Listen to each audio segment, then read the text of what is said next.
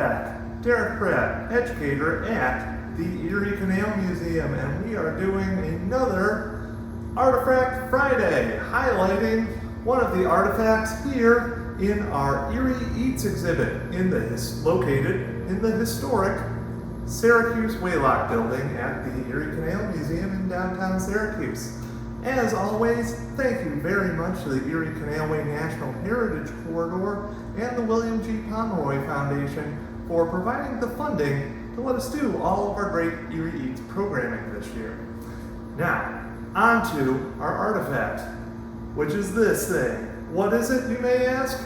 Great question. You may have actually seen the label right there in the front, but if you can't read that, I'll tell you what it is. It is a brass kettle. Well, what's so special about the brass kettle? Well, this kettle tells an incredibly interesting story, that of Christine Davis and her role on the Erie Canal.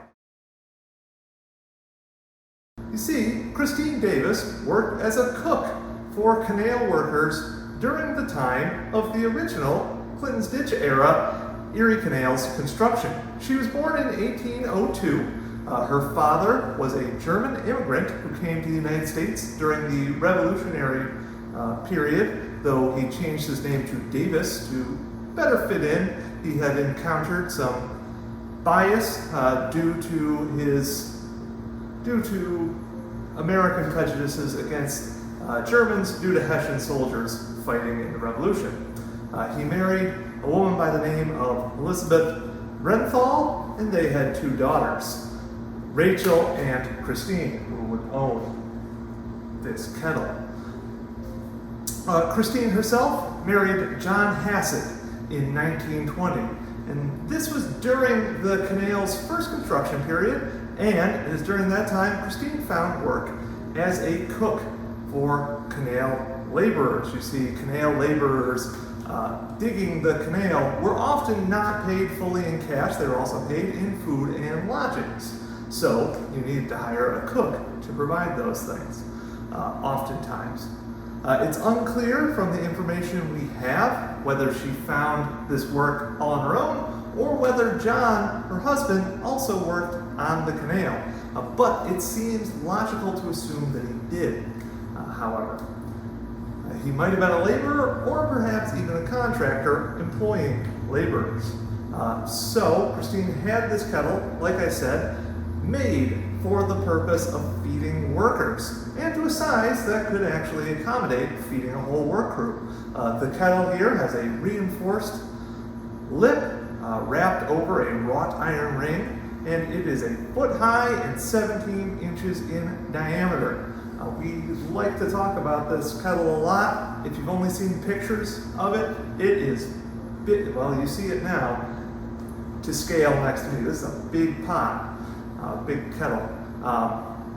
So it would have fed workers on the Erie Canal, and after the Erie's completion in 1825, it was also used during canal construction in Ohio. Christine and her husband would eventually move out there to help work on the construction of those canals. That also lends further credence to the idea that John, her husband, worked as a canal laborer, and they would have presumably traveled together as a team to continue working on canal digging. And that bit shows us that the Erie Canal's success spurred the construction of canals all over the country and throughout New York. So canal labor was still very much in demand even after the Erie Canal was completed. Other North American canals, however, typically were not the financial success that the Erie was. In fact, some of them closed soon after they were opened.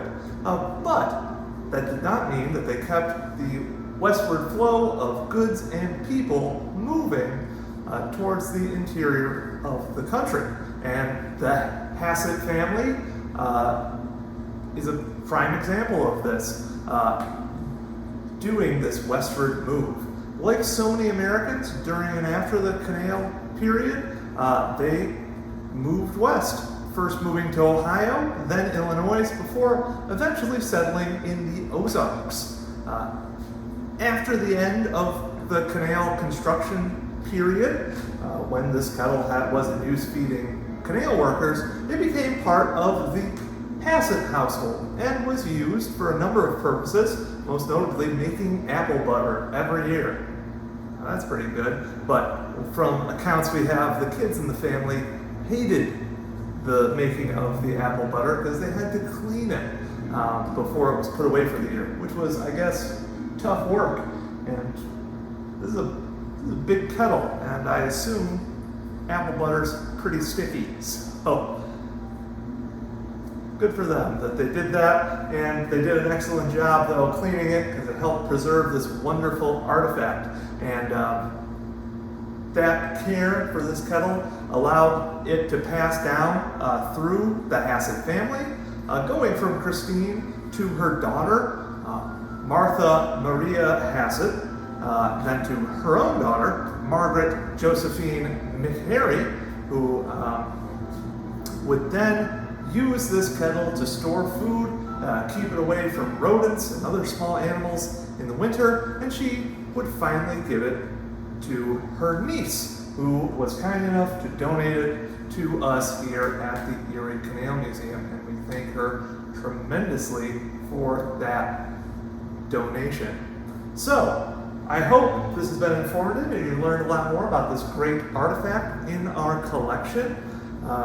And you can be like Christine Davis's family, help support the preservation of Erie Canal history. You might not have a 200-year-old kettle in your possession, but you could become a member and help us preserve things like this wonderful kettle.